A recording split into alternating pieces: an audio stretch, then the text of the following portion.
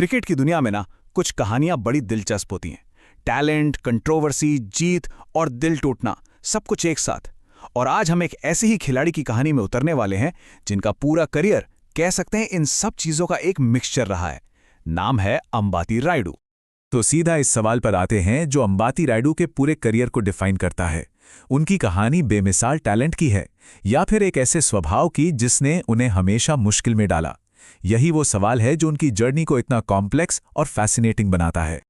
और यहां देखिए उनके करियर की पूरी पहेली सामने है। एक तरफ है चैंपियन रायडू, जिनके पास 6 आईपीएल ट्रॉफियां हैं, जो उन्हें लीग के सबसे कामयाब खिलाड़ियों में से एक बनाती हैं। और दूसरी तरफ है उनका इंटरनेशनल करियर, जो विवादों और अफसोस से भरा हुआ है। एक ही खिलाड़ी, लेकिन मानो दो अलग अलग कहानियां। तो चलिए कहानी की शुरुआत से शुरू करते हैं। उस दौर में चलते हैं जब रायडू ने क्रिकेट की दुनिया में कदम रखा था, एक ऐसे सेंसेशनल टैलेंट के रूप में जिसे कोई भी नजरअंदाज नहीं कर सकता था। उनका राइज मतलब कमाल का था, बहुत तेज। सोचिए, सिर्फ 16 साल की उम्र में फर्स्ट क्लास डेब्यू, फिर इंडिया अंडर 19 टीम को एशिया कप जिताना और फिर उसी टीम की कप्तानी करना वर्ल्ड कप में। मतलब शुरू से ही उन्हें इंडियन क्रिकेट का अगला बड़ा सितारा माना जा रहा था। और ये देखिए, 210 और 159 नॉट आउट, ये सिर्फ नंबर्स नहीं है, ये वो मोमेंट था जिसने रायडू को एक प्रॉमिसिंग टैलेंट से सीधा एक रिकॉर्ड ब्रेकिंग फिनोमिनन बना दिया। रणजी ट्रॉफी के इतिहास में सबसे कम उम्र का खिलाड़ी जो एक ही मैच में डबल सेंचुरी और सेंचुरी दोनों बना दे। मतलब ये तो साफ हो गया था कि ये कोई आम टैलेंट नहीं, बल्कि कुछ बहुत ही खास है। लेकिन फिर कहानी में एक बड़ा ट्विस्ट आता है। यहां से हम उनके करियर के उस दौर की बात करेंगे जब विवाद उनकी परछाई बन गए और उनका टैलेंट कहीं पीछे छूटने लगा। ऐसा लगने लगा कि शायद ये करियर शुरू होने से पहले ही खत्म हो जाएगा। और फिर एक के बाद एक गलतियां होती गईं। मैदान पर झगड़े और फिर सबसे बड़ा कदम, आईसीएल ज्वाइन करना। वो एक ऐसा फैसला था जिसने उनके करियर पर ब्रेक लगा दिया। बीसीसीआई ने उन्हें बैन कर दिया और वो एकदम से क्रिकेट से बाहर हो गए। लेकिन कहानियां खत्म नहीं हुई। ये सबसे जरूरी बात है, बैन के बावजूद रायडू ने हार नहीं मानी।